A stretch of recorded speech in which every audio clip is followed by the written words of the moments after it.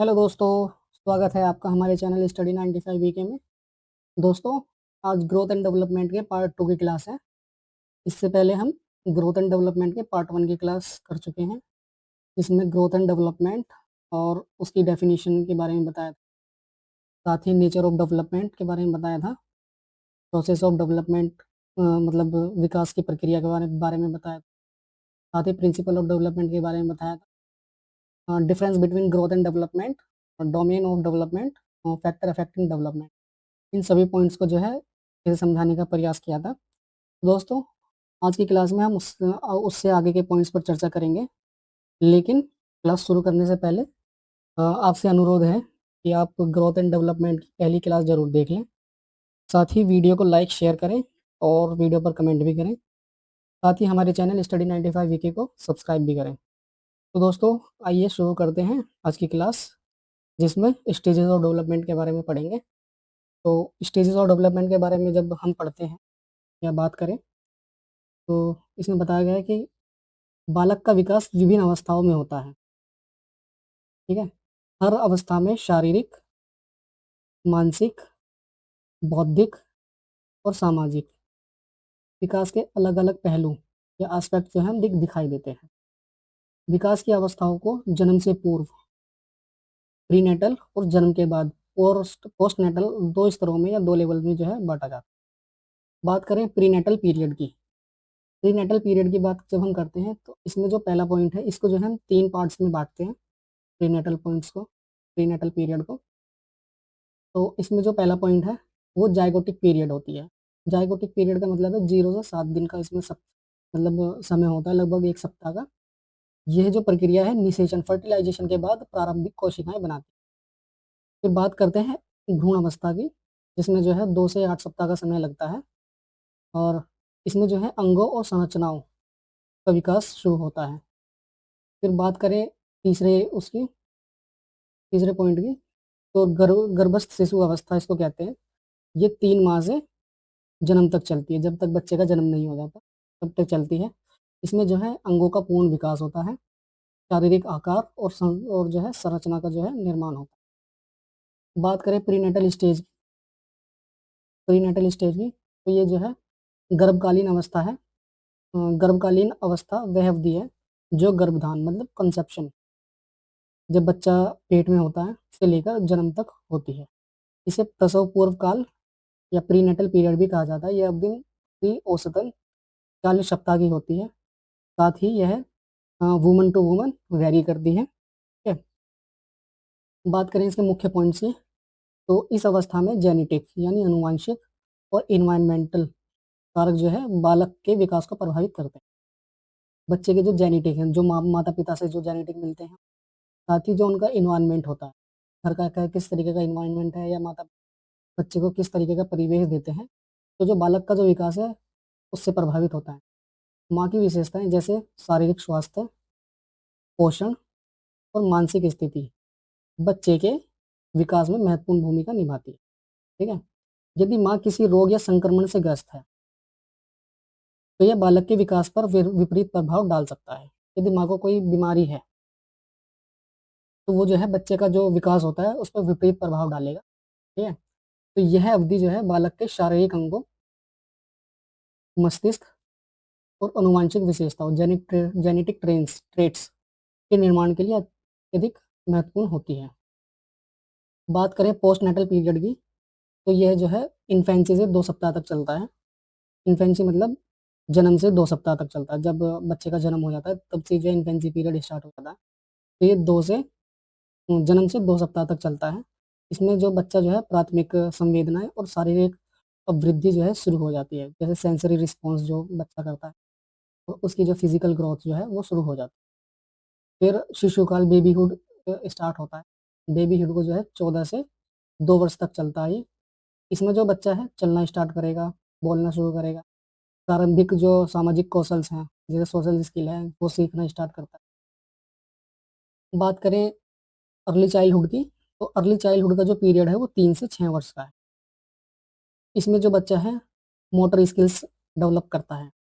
Motor skills मतलब कल भी मैंने बताया था, जैसे ग्रोस मोटर स्किल्स हो गई और fine motor skill. Gross motor skills में जैसे चलना, कूदना या दौड़ना, ये ग्रॉस मोटर स्किल्स में आता है, जिसमें बड़ी मांसपेशियाँ काम करती हैं। फाइन मोटर स्किल्स में छोटी मांसपेशियाँ, जैसे बच्चा पेंसिल पकड़ता है, चित्र बनाता है और चम्मच पकड़ता है, तो ये फाइन मोटर स्किल्स में आता है। इसी इसी तरीके से ये जो फाइन मोटर स्किल्स और ग्रॉस मोटर स्किल्स जो है, वो 3 से 6 वर्ष की उम्र में जो है, बच्चा जो है डेवलप करता है। इसमें जो है भाषा का विकास होता है, सामाजिक व्यवहार में उसकी वृद्धि होती है, ठीक है? आगे बात करें लेटर चाइल्डहुड की या लेट चाइल्डहुड की, तो ये जो है 6 से 14 वर्ष का पीरियड होता है। इसमें बच्चे की जो बुद्धि है, उसका विकास होता है।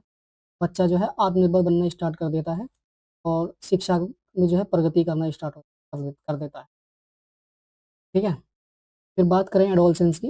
एडोलसेंस जो है 12 या 13 वर्ष से शुरू होकर के 20 से 21 वर्ष तक चलता है। कहीं-कहीं ये आपको जो है 18 वर्ष तक भी दिखाई देगा, किसी-किसी बुक में, ठीक है? तो इसमें बालक क्या करता है, बालक जो है शारीरिक परिपक्वता उसमें डेवलप हो जाती है, मानसिक और भावनात्मक उसका विकास जो है होना स्टार्ट हो जाता है, लगभग हो चुका होता है। तो जो किशोर अवस्था है, इसको हम 2 पीरियड में मतलब 2 चरणों में बाँटते हैं। जैसे पूर्व किशोर अवस्था, जो 11 से 17 वर्ष तक की होती है, और उत्तर किशोर अवस्था। तो इसमें जो है प्रारंभिक किशोर अवस्था का ये पीरियड होता है, इसमें स्वभाव और रुचियों का विकास होता है। और ये जो उत्तर किशोर अवस्था है, ये परिपक्व किशोर अवस्था या मैच्योर किशोर अवस्था को कहते हैं। बालक जो है रिस्पॉन्सिबिलिटी, ज़िम्मेदारी और व्यक्तित्व का विकास करता है, अपनी पर्सनैलिटी को डेवलप करता है। बात करें 6 पॉइंट की, तो ये जो है एडल्टहुड के बारे में बात करता है या प्रौढ़ावस्था। 21 से 40 वर्ष का ये पीरियड होता है। इसमें जो है बच्चा नहीं सॉरी व्यक्ति जो है शारीरिक और मानसिक परिपक्वता हासिल कर लेता है और करियर ओरिएंटेड हो जाता है कि उसको जो है अपने करियर मतलब किस फील्ड में अपना करियर बनाना है। वो उसमें जो है व्यक्ति में जो है सामाजिक ज़िम्मेदारियाँ उत्पन्न हो जाती हैं, विकास हो। फिर बात करें मिडल एज की, मध्यावस्था की। मिडल एज जो है 40 से 60 वर्ष की होती है। इसमें स्टेबिलिटी आ जाती है, अनुभव और सामाजिक योगदान मतलब ग्रहण कर लेता है इस एज तक। फिर बात करें ओल्ड एज की। ओल्ड एज की बात करते हैं तो 60 वर्ष से मृत्यु तक ये चलती है। इसमें शारीरिक डिक्लाइन होना स्टार्ट हो जाता है। इसी में जो है मानसिक अनुभव और जीवन का निष्कर्ष, क्या हमारे जीवन का निष्कर्ष, वो निकल कर के आता है। अब ये जो हमने जो पहले पढ़ा है, इसको ही जो है आगे थोड़ा-सा इलैबोरेट करके बताया गया है। तो बात करें इन्फेंसी की, तो इन्फेंसी जो है भले ही विकास गर्भकालीन अवस्था से जाता है, लेकिन वास्तविक पहली अवस्था जो है फर्स्ट रियल स्टेज इन्फेंसी, शैशव अवस्था ही मानी जाती है। इसकी अवधि लगभग 5 वर्ष तक होती है। ये अवस्था सभी आगे की अवस्थाओं का आधार होता है, फाउंडेशन हो। तो इन्फेंसी के बारे में कुछ जो मतलब थिंकर्स हैं या स्कॉलर्स हैं, उन्होंने अपने विचार प्रकट किए या उन्होंने कुछ डेफिनेशंस दी हैं। जैसे वॉटसन ने कहा है कि शैशव अवस्था में सीखने की सीमा गति अन्य अवस्थाओं की तुलना में बहुत अधिक होती है। उन्होंने 3 मूल भावनाओं इमोशन, फ़ियर, एंगर और लव सॉरी उन्होंने 3 मूल भावनाएँ मानी हैं, ये नहीं है। 3 मूल भावनाएँ मानी हैं फ़ियर, एंगर और लव। तो जब कभी भी अगर मान लो एग्ज़ाम में पूछ लिया जाए कि फ़ियर, एंगर और लव किसने मतलब डेफ़िनिशन में किसने कहा है, तो हम वॉटसन का नाम लगाएँगे। तो वॉटसन को ऑप्शन में चूज़ करेंगे, ठीक है? अब बात करें फ्रॉइड की। फ्रॉइड जो है कहते हैं कि मनुष्य को जो कुछ बनना होता है वो 4 से 5 वर्ष में ही बन जाता है। जैसे सिगमुंड फ्रॉइड का मान बात करें एडलर की, तो ये कहते हैं कि शैशव अवस्था जीवन का पूरा क्रम निर्धारित करती है। मॉन्टेसरी और फ्रॉबेल कहते हैं कि इस अवस्था में बच्चे की मानसिक क्रियाएँ तेज़ी से बढ़ती हैं।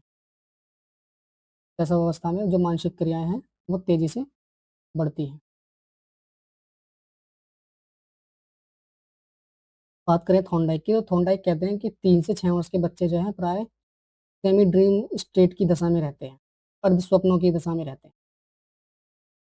शैशव अवस्था की जो कैरेक्टरिस्टिक्स हैं या विशेषताएँ हैं, तो इसमें क्या होता है, इसमें जो तीव्र विकास होगा, मानसिक जो विकास है वो भी तीव्र होता है।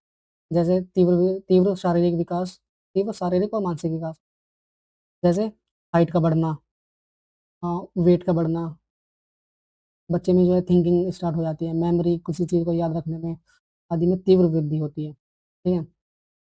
जैसे हम बच्चे को देखते हैं कि बच्चा छोटा-सा पहले जो है कुछ किलो का होता है, फिर धीरे-धीरे जैसे-जैसे उसकी उम्र बढ़ती जाती है, तो वो थोड़ा-सा बड़ा होना स्टार्ट हो जाता है। फिर उसकी हाइट भी बढ़ती है, फिर थिंकिंग भी बढ़ती है। फिर जैसे हम देखते हैं किसी-किसी बच्चे में किसी चीज़ को हम छुपा के रख देते हैं, तो बच्चे को फिर बच्चे से पूछते हैं कि ये वाली चीज़ कहाँ रखी है, तो वो बच्चा ढूँढ के ला के देता है। तो वही उसी से जो है मेमोरी आदि में तीव्र वृद्धि होती है। तो मतलब उसमें जो मेमोरी में जो तीव्र होती है, मेमोरी में जो वृद्धि होती है, वो देखने को मिलती है। कोशिकाओं के मध्य तंत्रिकीय संधि तेज़ी से विकसित होती है। नर्व जॉइंट्स जो होते हैं वो तेज़ी से विकसित। बेसिक एक्टिविटीज़ की बात करें तो बच्चा जो है शकिंग चूसना स्टार्ट कर देता है, स्वेलिंग निकलना स्टार्ट कर और मल-मूत्र का त्याग करना स्टार्ट कर। इसे जीवन का बोधकाल पीरियड ऑफ इनोसेंस भी कहते हैं। ये वाला जो पॉइंट है इनोसेंस ऑफ पीरियड तो याद रखिए। ये एग्ज़ाम में पूछ लेते हैं।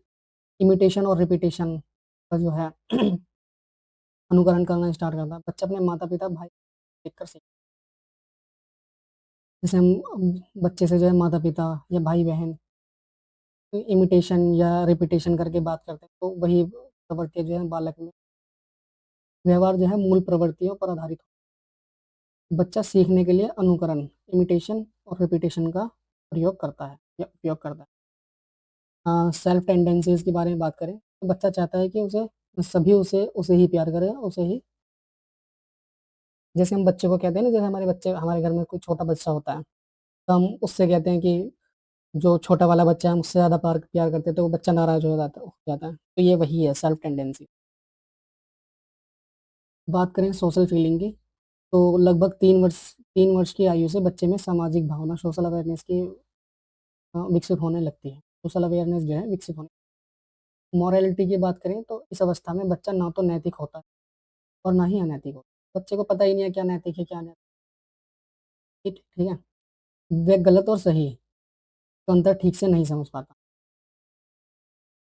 शारीरिक संरचना के बारे में बात करें, तो फिज़िकल जो स्ट्रक्चर होता है, जन्म के समय में शिशु में जो है 270 हड्डियाँ होती हैं और जन्म के समय सिर का आकार लगभग शरीर के आकार का 1/4 भाग होता है। काम प्रवृत्ति इंस्टिंक्ट्स के बारे में बात करें, फ्रॉइड के अनुसार शिशु में काम प्रवृत्ति प्रबल होती है। सिगमंड फ्रॉइड कहते हैं कि जो बच्चा होता है उसमें काम प्रवृत्ति जो है प्रबल होती है और नवजात शिशु की गतिविधियाँ रिफ्लेक्सेस द्वारा नियंत्रित होती हैं, स्वचालित प्रतिक्रियाएँ होती हैं। ये शरीर की सुरक्षा के लिए आनुवांशिक रूप से तय होती हैं। जैसे खाँसी, पलक झपकना, उबासी लेना, जीवन भर रहते हैं, लेकिन कुछ रिफ्लेक्सेस जैसे मस्तिष्क के परिपक्वता के साथ गायब हो जाती है। ये सब चीज़ें हैं जो है जब मतलब मस्तिष्क जो है मैच्योर हो जाता है, तो ये सब चीज़ें जो हैं गायब हो जाती हैं। बात करें नवजात के प्रमुख रिफ्लेक्सेस के बारे में, तो रूटिंग करता है बालक।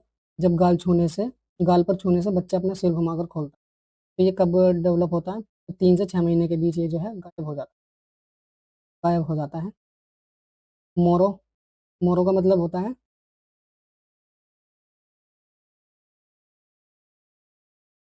तेज़ आवाज़ से बच्चा अपनी बाहें बाहर की ओर खोलता है या बाहर की ओर फैलाता है और अपनी पीठ को मोड़ता है। फिर बाहों को एक साथ लाता है जैसे कुछ पकड़ रहा हो। ऐसे 7 महीने में ये गायब हो जाता है। तेज़ आवाज़ पर प्रतिक्रिया स्थायी रहती है। ग्रैस्पिंग जब उँगलियाँ या कोई वस्तु बच्चे के साथ हथेली पर दबाई जाती है तो बच्चे की उँगलियाँ इसे पकड़ 3 से 4 महीने में ये गायब हो जाता है और स्वैच्छिक पकड़ में बदल जाता है। बाबनिस्की बेबिन्स्की जब बच्चे के पैरों के तलवों को रगड़ा जाता है तो अंगूठे बाहर फैल फिर मुड़ जाते हैं। 8 से 12 महीनों में ये जो है गायब हो। दोस्तों ये सब चीज़ें जो हैं थोड़ी एक्स्ट्रा हैं, तो ये सीटेट वगैरह में नहीं पूछी जाती हैं। अभी तक जब से मैंने एग्ज़ाम दिया है उसके बाद तक से तो नहीं पूछी गई हैं, तो इन चीज़ों को जो है स्किप कर देना। ये जो चीज़ें हैं ये वाली, ये पूछ लेगा, तो इनको याद रखना है। तो important table of infancy period तो जीवन जीवन का सबसे महत्वपूर्ण काल है। इसमें जो है शारीरिक विकास में तेज़ी होती है, ठीक है? जीवन की आधारशिला है, फाउंडेशन ऑफ स्टेज इसको कहते हैं, जिसमें जो है डर, क्रोध, प्रेम, फ़ियर, एंगर और लव, ये जो भावनाएँ हैं, ये उत्पन्न होती हैं। रिपीट स्टेट, दोहराव स्थिति मतलब कहते हैं इसको। डेलिकेट स्टेज भी इसको कहते हैं। सीखने का आदर्श समय कहते हैं। आइडियल टाइम टू लर्न इसको कहते हैं और stage of sensory motor development भी इसको कहते हैं। फिर ऑब्जेक्ट परमानेंस भी इसको कहते हैं और मौलिक समायोजन का समय भी इसको कहते हैं। ठीक है? ट्रस्ट वर्सेस मिसट्रस्ट भी इसमें कहते हैं। ओरल स्टेज भी नैतिकता की कमी इसमें होती है। रिफ्लेक्सेस का विकास और सबसे छोटा विकास काल ये होता है। तो ये सब चीज़ें जो हैं थोड़ा-सा रटने की चीज़ें हैं, तो इनको रट लेना। ये एग्ज़ाम में मतलब इम्पोर्टेंट चीज़ें हैं, पूछ लेते हैं। बात करें चाइल्डहुड की, बाल्यावस्था की, तो बाल्यावस्था व्यक्ति के जीवन की निर्माणकारी अवस्था कहते हैं। इस अवधि में बच्चे में 2 आदतें जो आदतें गुण विकसित होते हैं, उनमें आगे जाकर परिवर्तन करना कठिन होता है। इसकी अवधि लगभग 6 से 12 वर्ष होती है।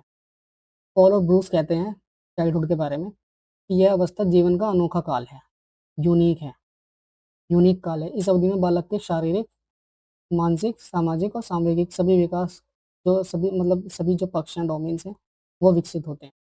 मतलब PC, physical, cognitive, social, emotional. ये जो मतलब डोमेन्स हैं, ये जो हैं ऐसे 12 वर्ष की जो आयु है, इसमें विकसित होने स्टार्ट हो जाते हैं। ऐसा कि कॉल और ब्रूस का मानना है। ब्लेयर, जोन्स और सिम्पसन ये कहते हैं कि बाल्यावस्था वह समय है जब व्यक्ति के मूल दृष्टिकोण, मूल्य, मूलभूत दृष्टिकोण जो बेसिक सोच होती है और मूल्य मूल्य जो वैल्यूज़ होती हैं और आदर्श बड़ी सीमा तक शुरू होने स्टार्ट हो जाते हैं। बाल्यावस्था की विशेषताओं के बारे में बात करें तो वृद्धि की जो गति है वो जो है शैशवावस्था की तुलना में बाल्यावस्था में वृद्धि की गति जो है मंद हो जाती है। जो वृद्धि की गति शैशवावस्था में थी, रैपिड थी, ठीक है? मतलब तेज़ गति थी, तो बाल्यावस्था में आते-आते जो है वो धीमी हो जाती है, मंदी हो जाती है।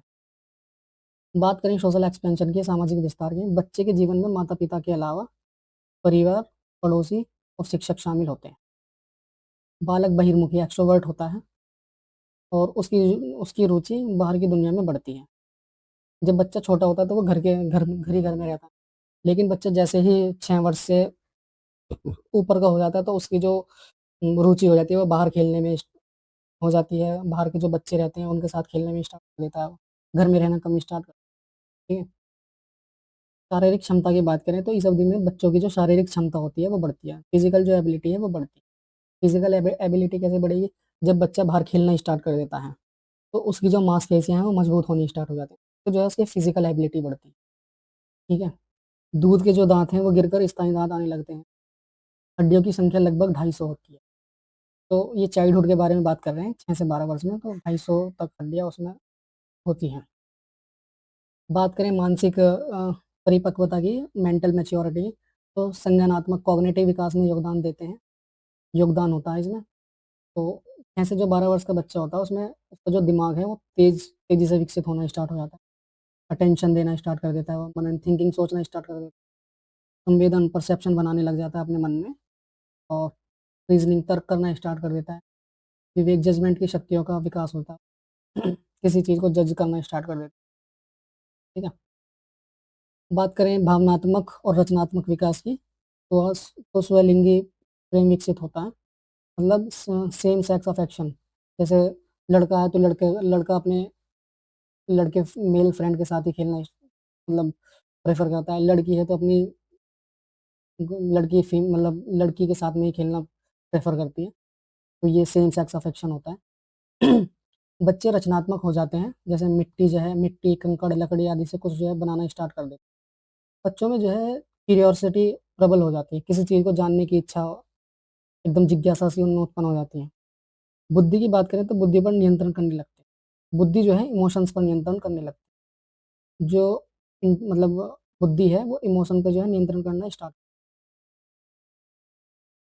सामूहिक गतिविधियों के बारे में बात करें तो ग्रुप खेलते हैं, मतलब ग्रुप गेम्स खेलते हैं, ऐसे 18 वर्ष के जो बच्चे होते हैं। सामाजिक नियमों का पालन करते हैं, नैतिक विकास होना शुरू हो जाता है। जैसे 3 वर्ष का बच्चा जो है उछलना, कूदना, ब्लॉक बनाता है और 4 वर्ष जो है चित्रात्मक और पहेलियों को जोड़ना स्टार्ट करता है। बात करें प्रारंभिक बाल्यावस्था की या अर्ली चाइल्डहुड की, तो इसको जो है पूर्व स्कूल या प्री स्कूल पीरियड भी कहते हैं या टॉय एज भी कहते हैं इसको, ठीक है? अन्वेषण अवस्था, एक्सप्लोरेटरी स्टेज भी इसको कहते हैं या प्री गैंग एज भी कहते हैं और क्वेश्चन एज भी कहते हैं, जिज्ञासा की अवस्था क्यूरियोसिटी एज भी कहते हैं, इमिटेटिव एज भी कहते हैं और सेंट्रेशन केंद्रितता भी इसमें रहती है। क्रिएटिव एज भी रहती है, बच्चा जो है नई-नई चीज़ें क्रिएट करना स्टार्ट कर देता है और इगोसेंट्रिक रहते हैं, आत्म केंद्रित रहते हैं। जीववाद की तरफ इनका ज़्यादा रहता है। इंट्यूटिव थॉट्स, जो सहजन चिंता है, वो इसमें उत्पन्न होनी स्टार्ट होती है। सिमियोटिक फंक्शन और भाषा की संवेदनशील अवधि, ये सब जो है रटने की चीज़ें हैं, तो इनको रट लेंगे तो ज़्यादा सही रहेगा।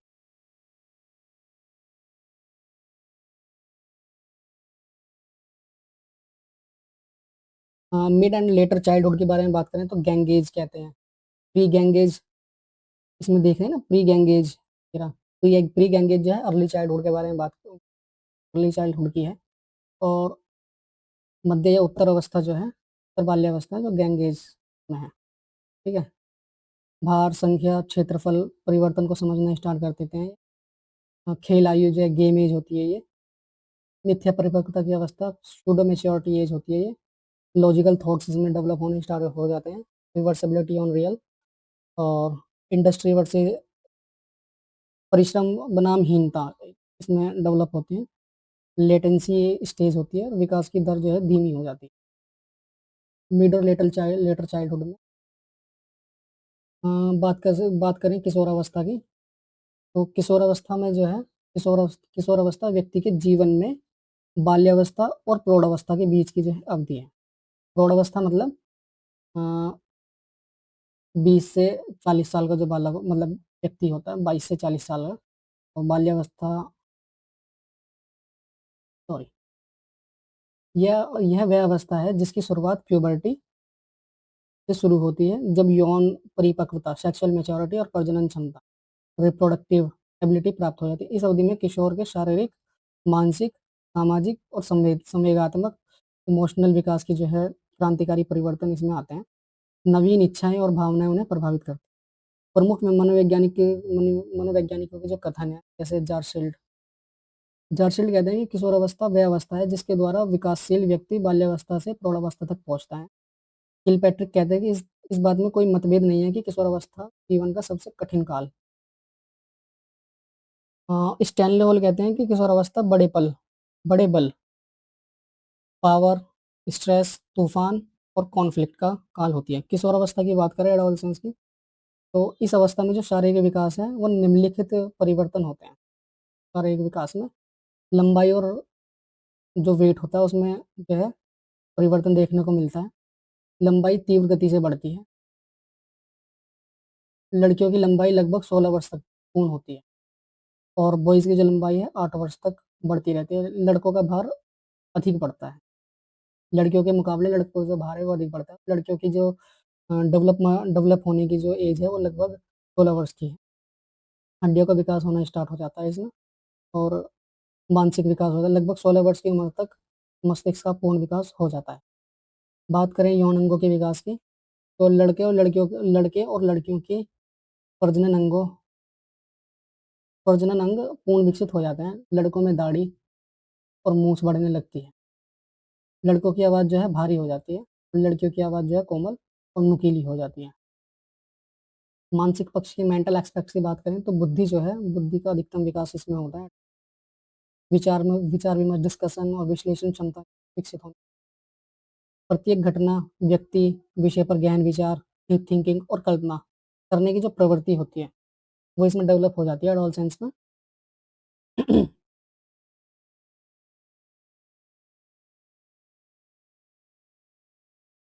स्थायी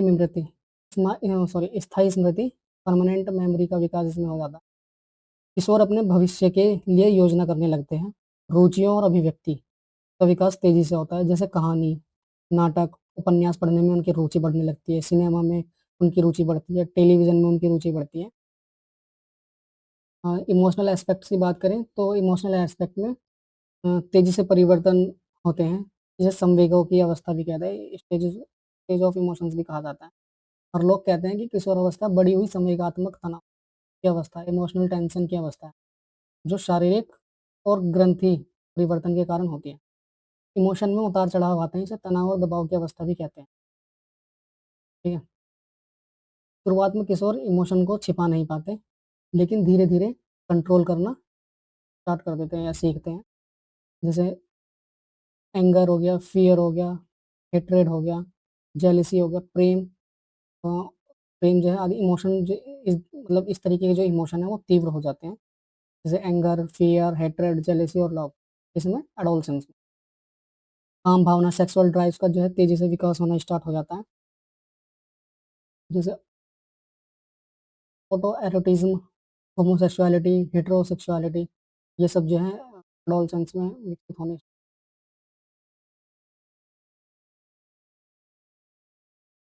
ठीक है? सोशल एस्पेक्ट्स की बात करें तो दोस्तों के प्रति निष्ठा, लॉयल्टी, सामूहिक गतिविधियों से प्रभाव होना शुरू हो जाता है इसमें। समाज में अपना स्थान खोजते हैं। माता-पिता, मित्र, पड़ोसी, अध्यापक की प्रशंसा और मान्यता की वैल्यू चाहते हैं। बालक चाहता है मतलब जब एडोलसेंस में बालक होता है, तो वो जो है माता-पिता की जो वैल्यूज़ हैं, वो मानना मतलब चाहता है कि माता-पिता उसको कुछ समझें, मित्र जो हैं उसकी वैल्यू करें, पड़ोसी जो है उसकी वैल्यू करें, अध्यापक जो है उसकी प्रशंसा करें। तो इन सब की जो है मतलब मान्यता चाहता है। समाज सेवा, सोशल सर्विस की भावना विकसित होती है। लड़के और लड़कियाँ एक-दूसरे के प्रति आकर्षित, लड़का और लड़कियाँ एक-दूसरे के जो प्रति हैं, एक-दूसरे की तरफ जो है आकर्षित होते हैं। जी, भविष्य और करियर के प्रति जागरूकता उनमें रहती है। हमें भविष्य में क्या करना है, किस तरीके का करियर बनाना है, किस फील्ड में जाना है, इस तरीके के अच्छे-बुरे और नैतिक निर्णय करने की क्षमता बढ़ती है। ये एडोलसेंस की बात है। इम्पोर्टेंट पॉइंट्स ऑफ एडोलसेंस की बात करें तो जीवन का सबसे कठिन काल इसको माना जाता है, most difficult period of life में।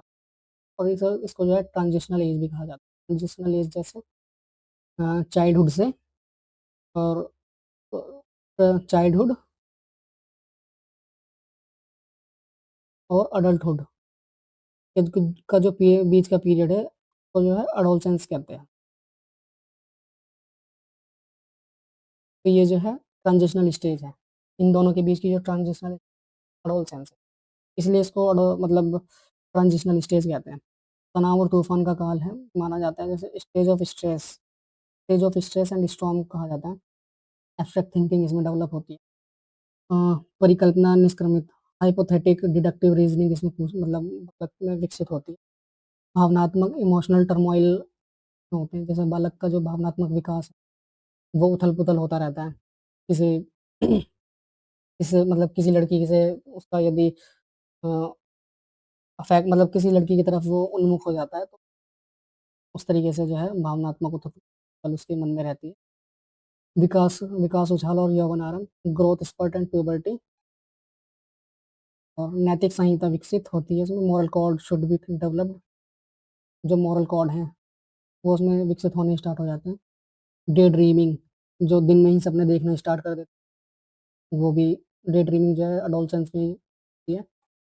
किशोर जो है आत्म केंद्रित रहते हैं, इगोसेंट्रिक रहते हैं। इमेजिनरी ऑडियंस को करते हैं और पर्सनल फेबल, सामाजिक सेवा की भावना इसमें जो है विकसित हो जाती है। वसंत ऋतु, ठीक है? विपरीत लिंग की ओर आकर्षण होना और व्यक्तिगत स्वतंत्रता का विकास होना है। हीरो वर्शिपिंग की जो होती है, जैसे किसी चीज़ को हीरो मान लेना। जैसे पहले बचपन में शक्तिमान को हीरो मान लेते थे, या फिर एक जूनियर जी करके एक सीरियल आता था, तो उसमें जो है जूनियर जी को हीरो मानते थे। तो इस तरीके की जो भावनाएँ हैं या जो विकास है इसमें एडोलसेंस में विकसित होता है। आत्मसम्मान की भावना इसमें आनी, पहचान बनाम भूमिका का जो द्वंद रहता है, आइडेंटिटी इज़ रोल कॉन्फ्लिक्ट, जो भावना है उसमें विकसित हो जाती है। जनन अवस्था, जेनिटल स्टेज, यही है। और प्रॉब्लम एज है और व्यस्तता की दहलीज, अडल्टहुड। बात करें अडल्टहुड की, तो अडल्टहुड की जो जो पीरियड है वो 21 से 40 साल का रहता है। ये रिस्पॉन्सिबिलिटीज़ का निर्वहन करने की अवस्था है। जीवन की महत्वपूर्ण घटनाएँ जैसे नौकरी, विवाह, बच्चों का जन्म इसी समय होता है। इस अवस्था का मुख्य कार्य जो है जॉब वर्क तलाशना होता है और विवाह का उपयुक्त समय होता है। वैवाहिक जीवन में साझेदार समझदारी और समायोजन बहुत ज़रूरी होता है, वो इसी एज में होता है। बात करें ओल्ड एज की तो जी 60 वर्ष से जीवन भर तक का ये जो पीरियड रहता है इसमें, यह अवस्था जो है रिटायरमेंट से जुड़ी मानी जाती है। इस समय व्यक्ति को पारिवारिक संरचना में बदलाव और नई भूमिकाओं जैसे दादा-दादी, नाना-नानी में जो है एडजस्टमेंट करना पड़ता है। तो दोस्तों, आज की क्लास में केवल इतना ही। उम्मीद करता हूँ क्लास आपको पसंद आई होगी। तो अगर क्लास आपको पसंद आई है, तो वीडियो को जो है लाइक करें, शेयर करें, कमेंट करें और हमारे चैनल जो है स्टडी 95 वीके को सब्सक्राइब करें। आगे आने वाली क्लासेस में और भी अच्छे तरीके से पढ़ाने का या समझाने का प्रयास